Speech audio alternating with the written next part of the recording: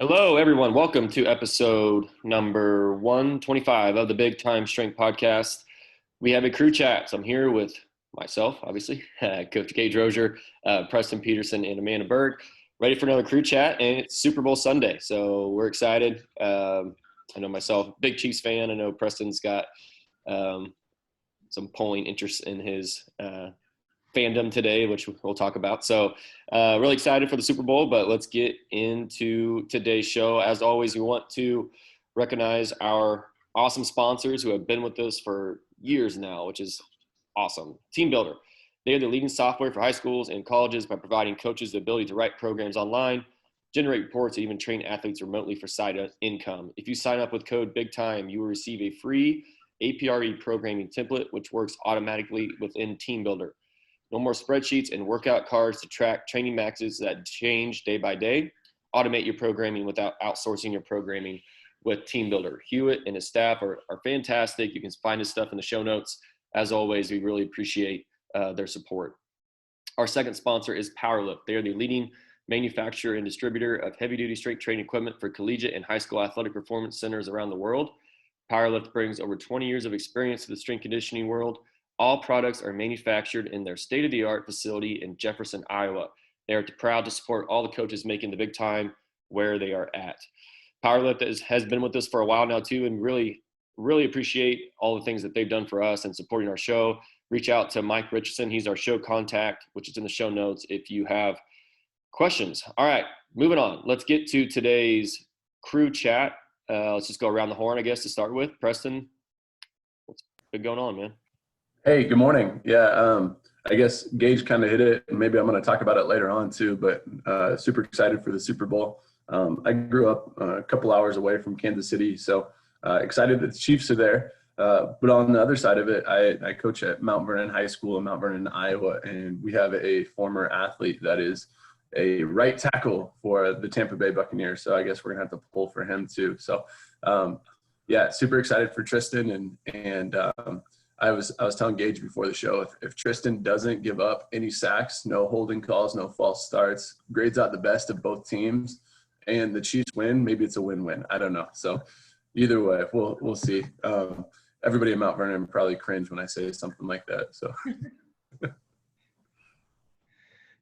exciting. All right, good. Well, on our end, I feel like this has been a big normal week. We just started, all our kids are back in school. I went to a mini strength and conditioning conference with Play this weekend that was in our state, and just feels good to kind of get that vibe back of being around other people and talking shop with coaches. So it's been a fun week of feeling like getting back to it. So positive outlook. Yeah, it's great. I think everybody's kind of obviously itching for that and heading towards that, which is exciting. We're going to talk about our clinic coming up at the end. Preston's going to kind of lead that charge, and we'll talk about some exciting things we got with our big time strength and football clinic coming up in March, which we're really excited about. Yeah, kind of same here for Jewel. Honestly, we are had some COVID stuff pop up here and there right out of the gate. I think we're hitting our stride now, and athletes are moving in and out and getting stronger, and volleyball team started playing now, and our football team started practice last week. So we're full on busy mode right now, which is good, which is fun. So let's get into today's question. I think Amanda, you're up. You go first.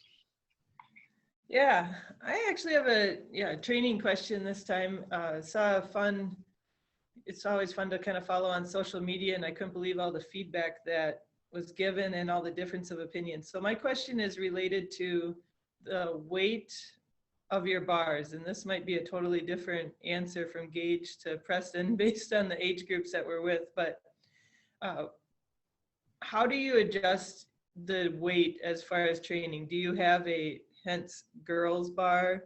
Do you have just the 45s and you adjust the weight from there? Do you have light bumper plates?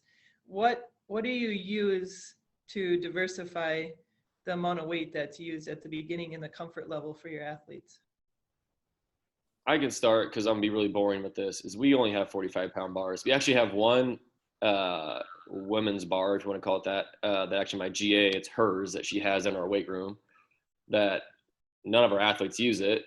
She only uses it for like her Olympic lifting and stuff. So, I mean, we use our normal 45-pound bars. Everybody uses the same plates and everything. We have trap bars we use a lot. We actually have a bunch of like specialty bars that, because we have a powerlifting team. So we have, like the football bar, like the straight or neutral grip bars, safety squat bar, like what's it called? Like the earthquake bar. I think it's called earthquake bar, where like shakes. The bamboo bar is what it's called.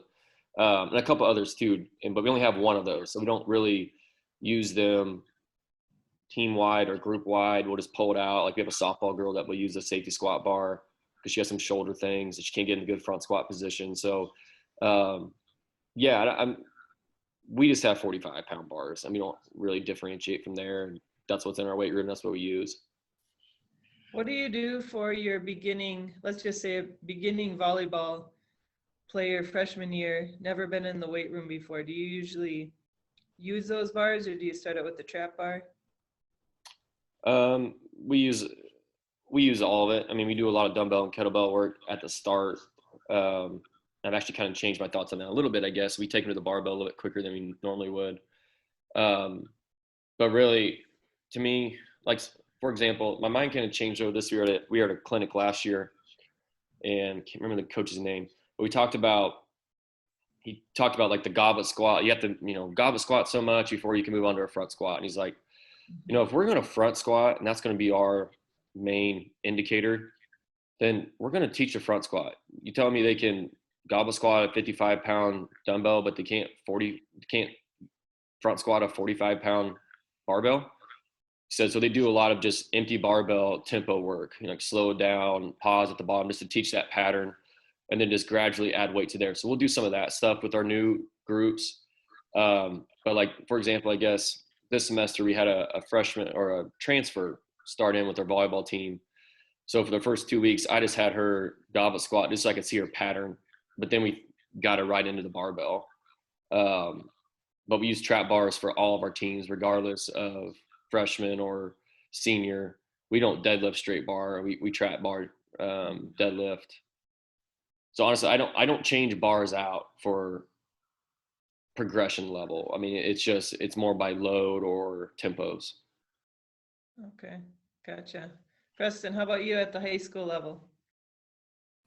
So we have what we'd call training bars. That's what we use for naming. And I saw a little bit of the discussion. I want to go back and kind of read everybody's thoughts on it, because honestly, in every one of those things, I think there's people that come up with some really good points. And the reason why I like those discussions, maybe the last one that I got caught up in was like maybe 2 or 3 years ago, and this is when we pulled the trigger on it, was we have 1.25 plates in our weight room now. And at first I was like, what, seriously? Like, are we really going to do that? And then started reading comments and like incremental gains, and just making sure that, we're always progressing towards something. And for different people, percentages are completely different, right? So like, talked about Tristan Wirfs earlier, like Tristan Wirfs compared to maybe our 106 pounder on the wrestling team, like little things like that matter. And so this discussion of training bars really has caught my interest. Now, the original question, I was unsure if they meant a lighter bar or a smaller diameter, and I think both of them are important. So I would say we have 4 15-pound bars, which we call the training bars, and we literally just use them on Friday. So we use them, especially if there's a time where somebody can't handle the regular bar. They're up on our wall. Athletes always have that availability. I don't tell people, hey, you have to go use that, but they all know where it's at. So we'll have a few people that use that throughout the day.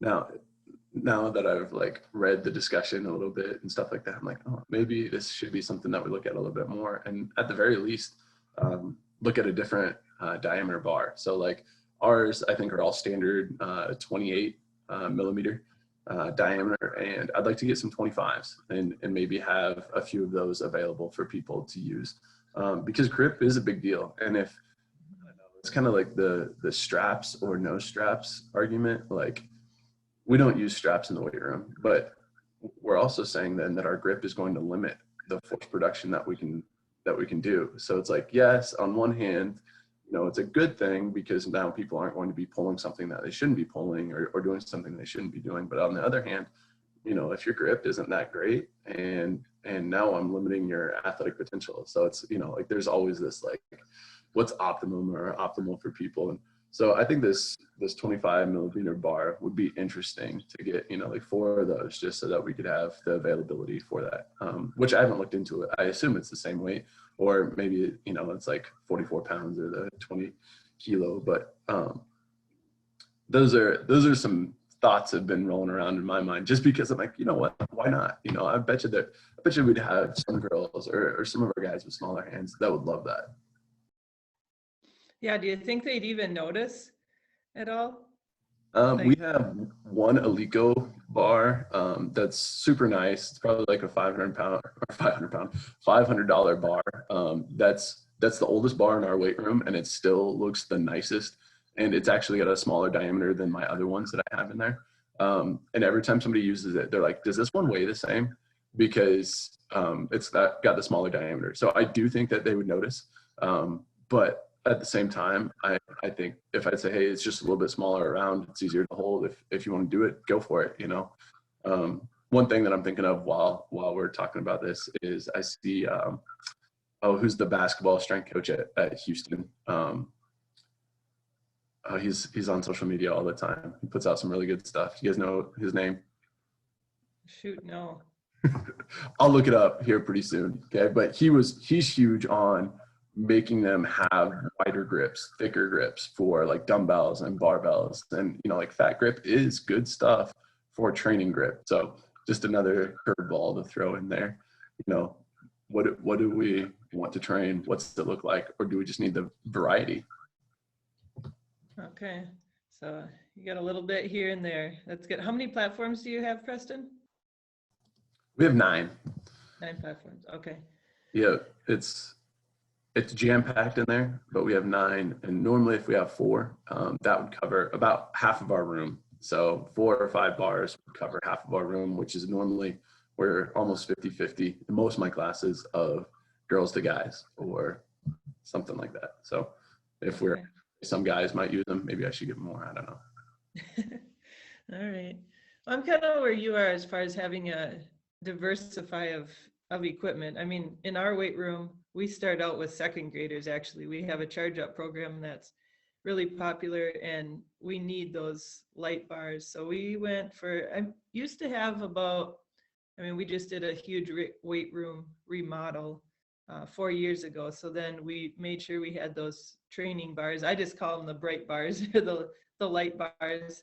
And just like you, Preston, we have them off to the side, one spot for them. The kids can see them really well. I say, hey, go grab one of the shiny bars is what we say about them. And they're 15 pounds. So that's been really good as far as training and confidence. And I think in a lot of my classes, I'll start out with the training bar. So for instance, I teach a female strength and conditioning class. I'll just say, everybody go grab the training bars. And that works out really good. And when we're doing our youth stuff, everybody, junior high, everybody go grab the bright bars and put it on your platform. So I do think it'd be great if you are training anybody who is 8th grade or less, or if you're starting out, if you have female teams coming into your weight room, to have a training bar for each platform. And then diameter wise, we do have the 35-pound bars, and it's kind of like you're in Preston where they get mixed in and the kids are like, what is this bar? Is this a 45? Is this a 35? And so we've started using those as to start out for our female classes. But I think my favorite equipment that I ever got, and we got them years ago, is the 5-pound the bumper plates, like their official bumper plate size. And the only place I've ever been able to find them is actually through Bigger, Faster, Stronger. So if anybody knows other places as well, but those have been, it's fun to watch a second grader with a 15-pound bar and 5-pound bumpers, 25 pounds, and they're, power cleaning it. So that's been fun. We still teach the clean, so I think it's very important, especially with the clean, in order to get all the progressions through. But yeah, I love a little diversity, but I'm into I want to get in more with our females and talk about the grip part of it. That's something like this Twitter conversation really made me think about. Am I even addressing grip to our athletes at all? I think I'll have to go back and find where you're talking about. I started to see it on the NHS SCA Facebook page, I think is where I was reading. I don't know, maybe I'm off on that. But I just looked up the Bella bar from Rogue, and that one is 15 kilo. So I'm thinking about pulling the trigger on that, but we're gonna have to change like our charts a little bit for the addition charts. So it'll be a good thing. People can figure that out. I think that's a big one in America as far as, pulling the trigger on it in training is just how much does it weigh and all the other stuff we do with weight. It's interesting what like topics get brought up on like social media, strength coach social media, and just what takes off. And it's just interesting to me. Who would know that like just a barbell will spark such a conversation? It's cool. Yeah. All right, that's good. I'm going to look into actually some those specialty bars you guys are talking about because I think you guys made some good points there. Moving on, my question in the spirit of Super Bowl Sunday is I just want to hear a story about a feat of super strength that maybe you coached or witnessed with one of your athletes. I'll start with a couple. These aren't really crazy stories, but just like we had he was a corner for us. He was like 170, maybe 180 pounds on a good day or at his heaviest. And he was that type of kid that no matter what you put on the bar, it was light for him. Like it always looked fast, whether it was 135. But I remember our test that day, we were back squatting at the time, and he's 173 or 75 pounds at the time. He back squatted 500 for like 5 reps. And every rep was just like, what is going on here? Perfect depth. I mean, beautiful. I felt like if I put 700 on the bar, it would have looked the exact same way. Like just that type of kid. I'll always remember that. And then one of our baseball players, they have a really great culture, and their baseball coach wants them to max out on clean. So we do it, and we do it in a safe way, and it's progressed and all that stuff. So don't judge me. But I remember this kid, he's super hard worker, and this isn't just more of a, I guess, just single act of strength, but just the accumulation of his habits. His freshman year, that kid, I bet he cleaned maybe 135, maybe, and he's just so weak. But his senior year, their last day or their big test day or whatever, he hit 315 with no straps. I mean, and it was the most beautiful clean I've seen at Jewel my 5 years there. And he was maybe 165, maybe 170 pounds. And I'll always remember that. I was like, man, that's one of the strongest things I've ever seen that kid do, or anybody do in my weight room, was that right there. 315-pound clean is not that big of a deal probably for a lot of spaces, but the context of that kid going from where he was to 4 years later hitting that was really cool to see. So I might think of some others as you guys are talking, but those are my 2 right now. What do you guys got? I'll go. Mine is along the same lines. Football kid last year, and we were in the state tournament. We lost we were second place in state by 1 point, and this kid definitely awards, but he was an offensive lineman, and I kid you not, 165 pounds, and he was, all conference, all state, everything as an offensive lineman. So just a selfless act, but I think more what makes him super strong. And I nominated him last year for All-American Athlete. He through the NHSSCA, which if you've seen those are absurd standards, I would say. I mean, the standards are really high, and he worked really hard to accomplish those. But more than anything at the high school level, and coming from years of training football players and being a female strength and conditioning coach, we see a lot where I'm going to do my own thing, right? I see that a lot. Or they're at the gym, they'll maybe dog it when they're with us, and then they'll go to the gym and they'll work out and they'll do their own program or what they want. And this student never ever did that. He bought in, and he made his team buy in, his, the offensive lineman, and he followed every single part of our program from freshman year until senior year, never missed anything. And so it was great just to hear him say, like, I just bought in, and for us, for instance, we front squat more than we back squat. He was proud of the front squat. His back squat score to him was good, but it didn't mean anything. We're promoting the front squat, and he's going to make sure that he is front squatting the most of any of his linemen. So that was great. He's amazing. And then going back with him, he's somebody where you would never know his name his freshman year. But then I went back in all of my pictures and videos. That kid was there almost every single picture. I couldn't believe how many pictures I had of him. And I didn't really notice it until about junior year, senior year. So some of those super strength that they buy into you and it works, and they're proof that it works. That's awesome. It's really cool to have stories like that because, then you can point other athletes back to that and what that really looked like for someone to, fully buy in, fully trust, and see what the results would be. So yeah, those stories are nice for other athletes, no doubt. Yeah, and the fact that, it was in the media then, right, with a big state run, so we're able to see it and able to go back to it and say, this is what it took. Yeah, no doubt. For me, I prior to the show, Gage was saying what his question was going to be, and I started to think, he brought up a name, and I started to think about it. I'm like, oh my gosh, that was probably the most athletic thing I'd seen up to that point. But I played with a guy named Clayton Wilson, who was with the Seattle Seahawks for a little bit, and we have a thing at Northwest Missouri State where it was the quad testing, and Gage has talked about it a couple times before, but it's the 40 standing long jump.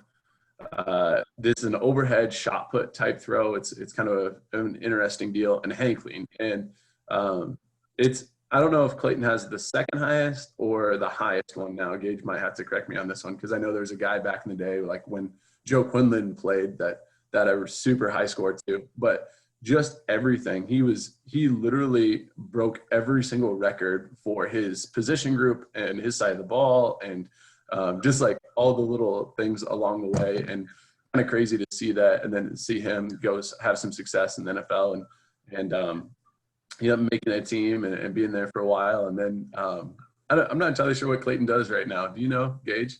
Like he was doing some strength stuff for a while. Yeah, he's working at a private facility. He's in the industry. Yeah. That's awesome. Yeah. So Clayton's a really good dude. And then the one that I'm going to talk about a lot, and probably people have seen this, and they might talk about it today during the Super Bowl, is Tristan Wirfs. And like, if you want to hear about like tall tales, like things that people do that you're just like, wait, is that even real? Like, Tristan is that type of person where you're just like, wow, are you even serious right now? But maybe this one's the national one that everybody probably across the nation saw. Is he hang cleaned 450 pounds 4 times at Iowa, and it was just unreal how fast the bar was moving, and it looked like he could have just kept on going. Like, he stopped at 4. I'm not even sure why. If they're like shutting him down, or if they only allow 4 reps or whatever it is. It was like, holy cow. So like Tristan during high school, he was a state champion wrestler. He was a state champion discus and shot put thrower. He won the Drake relays, which is all classes. There's a video that's around on social media where he's jumping out of a pool, just so you know, like Tristan's 6'6", 315 or so, and jumping out of the pool. So like flat-footed in a 4-foot pool, and then jumping out of it. I just tweeted a couple days ago, on Thursdays before games this senior year, Thursdays we'd have like our walkthrough type practice, right? And we have another coach that's on staff that just every day just likes to throw the ball with players and just connects with them really well. And he would throw with Tristan on Thursdays, and Tristan would launch 70-yard missiles. Just like, you just be like, holy nuts, this guy can launch it. And And it's just like the athleticism that he'd have. He's 6'6" in high school too, 315 still, and he could dunk it. I mean, like, just in every way that you could think of this guy being a crazy, crazy athlete. He is, and now he's blocking for Tom Brady. So there's probably a reason why he is where he's at, because he is no doubt gifted, but even more so than that, like the work ethic that this dude has is unreal. So that would be my tall tale legend guy, and I'm excited to watch him today. Yeah, that's really cool. I hope he has a terrible day, but that's you Chiefs fan. Chiefs fan. But that was really cool. I'll share one more before we move on to the last one here. We'd have like he was a mid-year transfer, so I didn't know this kid, and it was the week before we actually started organized workouts, and I was in my office, and I can't where my office sits, I can't see like the racks very well, which kind of sucks. But I walked out of my office, and this random kid who I didn't know him yet because we didn't start workouts the next week, was getting up from doing a set of bench press, and some of the kids our athletes were standing there by him, and their jaws were like dropped. So I didn't get to see it. I saw that the last of it. He just walked in the weight room, took his backpack off. There was 315 pounds on the bar, and he just sat down, bench pressed it 5 times, and racked it. No warm up, anything. Just sat down, benched it, racked it, and it's just amazing what like just the talent and just how some people have that. By no means anywhere close to Tristan, but if I try to do that, I would just have to get stapled. I have to have this 20-minute band warm-up protocol for my shoulder before I even get under 135, and he just walks off the street and does 315 for 5. So done. But all right, moving on. Last thing, we're going to turn this over to Preston. He is going to talk a little bit about the BigTime strength and football clinic coming up in Mound Vernon, and he has put in all the work on this. He's done a tremendous job. So I'm going to turn it over to him to fill us in on what's going on. Well, I'm excited for this because last year we started getting this rolling. It was all tracking well, and then COVID happened. So with that, kind of shut us down, obviously, and it was supposed to be for March 28th of last year. Well, we kept the date. It's March 27th actually this year, Saturday, March 27th, and it's at my high school in Iowa. So if you're around the area, welcome you there. Love to have you. We're going to have 21 speakers. 11 of them are going to be football coaches. 10 of them are going to be strength coaches. And we'll have 3 of them going on at a time. So there'll be like 7 different time slots with 3 presentations going on at one time. Thank you to our sponsors, BigTime, for this because word drop there. Okay, so thank you so much to our sponsors. One Mission, they are an awesome company in Mount Vernon. They have this goal of like just helping people, and it's literally their mission is just helping people with like fundraising opportunities, and a lot of the stuff is apparel, but every purchase that you make from One Mission supports a cause, and that cause gets 40% of whatever that purchase was. So if you buy a t-shirt, there 40% of the profit goes to whatever cause you want, or like if there's a specific one that's going on that time for that specific thing. So like we had a coach's wife pass away. I think it was just last year actually. And like they make this cool design, they show it to everyone, and then all proceeds go right back to that family, and the cool thing is now they're really expanding to schools and trying to get in with coaches. And so super excited for One Mission, super excited to support our local place, and then a couple other ones that you guys hear all the time, Powerlift and TeamBuildr. So thankful for those 2. Like Gage said, they've been sponsors of the show for years now, and that's really cool to think back. And so thankful for Mike Richardson and Hewitt Tomlin, and both of those guys stepped up really, really quick to help out. And Amanda is actually going to kind of be the host for TeamBuildr. So excited to hear her talk about her experience with TeamBuildr and how it can help coaches around. And then the last sponsor that we have is FCA, Eastern Iowa FCA. And if you guys listen to, I think it's show 98 or 99, Aaron Riesland is the Eastern Iowa area FCA director. And he's going to come there and just kind of give you like background of what his job is and what he gets to do around the area for all the schools. He's got like, I don't know, 30 schools or something in his area. And really cool just to see how he puts character development, you know, and all of that put together for coaches to use for themselves, or if they want to check it out for their team, that type of stuff. So I'm excited for our sponsors to be able to kind of show what they've got, but just a full day of learning, over 8 hours of presentations. And one of the things that I look forward to the most about this, and I think Amanda kind of already talked about it too, is like, not to say is we're gonna follow all protocols. We're gonna make sure that we are doing everything that we need to do, but it's going to be so nice to connect with coaches again. It's going to be so nice to see Gage, to see Amanda, to see all the coaches that come in and just have conversations with them, to see people face to face, or you know, just to be able to talk shop on strength and on football. So if you're interested in that, we're just going to start putting that out over our social media. You guys can check out the links there. And if you have any questions, don't hesitate to reach out, because I'm excited for this. I know it's going to be one of those things where, you know, you've got a lot of people coming in and you have to coordinate a lot, but man, the coaches right now they're presenting at this, they're fired up, and I'm excited to hear what they've got, because it's a bunch of good people that I think are going to help so many people out and continue the conversation afterwards, you know. So guys, you want to take it from there. I think that's my piece on the clinic.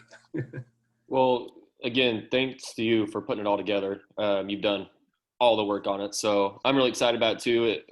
Had it, like you said, had it rolling, ready to go last year, and it had to get canceled. We had to pivot from it, but hopefully this year we'll obviously be ready to roll with it again, and I'm really excited about it. And awesome sponsors, awesome cause there with one mission. It's really cool. Excuse me, really cool for you guys' community as well. So we will continue to plug that for the next however many episodes until that clinic comes on. Preston, if they can't, maybe you mentioned this, I had to step out for a second. If they can't come, will they be able to purchase the presentations? Are we filming it? I forgot about that portion of it. Is that a thing or no? Yeah, we're still deciding logistics for that. There's a possibility. So stay tuned. Yeah, perfect. Well, do you guys have anything else for our listeners today before we wrap this thing up? Man, I'm just excited. It's kind of a blessing on our end that it is this year instead of next year, because I get to go to it and get to see it and try it out. So I'm even excited we have a coach that's going to be speaking, and you get to hear a little bit about our no tackle philosophy at our school and the history of it. So exciting stuff that I've never been to a football clinic, and I truly think it is the avenue of getting people who work in the weight room to understand that they are strength and conditioning coaches. Just because you don't have a strength and conditioning position, whether you are a JV coach, the 9th grade coach, somebody who goes and volunteers with your junior high, usually football is a way that we can get them in the door and teach about strength and conditioning. So wonderful concept that I'm excited to see. That's awesome. Yeah, that's a great point. One of the things I wanted to hit on, I guess, as Amanda says that, is like, I'm excited for the topics, and her coach specifically has this no tackle rule or whatever. And one of the things that so many coaches are looking for is, how can we have the guys the freshest on Friday, and how can we still be good tacklers? And I'd say just based off of how they've done things and how well they've done, you know, they found a way that they can make it work, where you don't have to tackle throughout the week, limit the contacts, and still be good on Friday nights. So excited for that one for sure. Yeah, and if anybody's looking for an awesome story, it's Super Bowl Sunday, but football-wise, St. John's University in Minnesota is kind of where the roots of where this comes from. So there's a wonderful ESPN 7-minute documentary called St. John about John Gallardi, who was, you know, a longtime coach at St. John's University and most winningest coach. And so that would be something great to watch, just to see where all this stems from if you're interested in that concept. Yeah, it's awesome. Really excited about it, and just a lot of great people all gathering there and a lot of great ideas coming out of it. So, all right, guys, let's wrap this thing up. Get on with your Sunday. Good luck with the rest of the week. Thanks, listeners, for tuning in.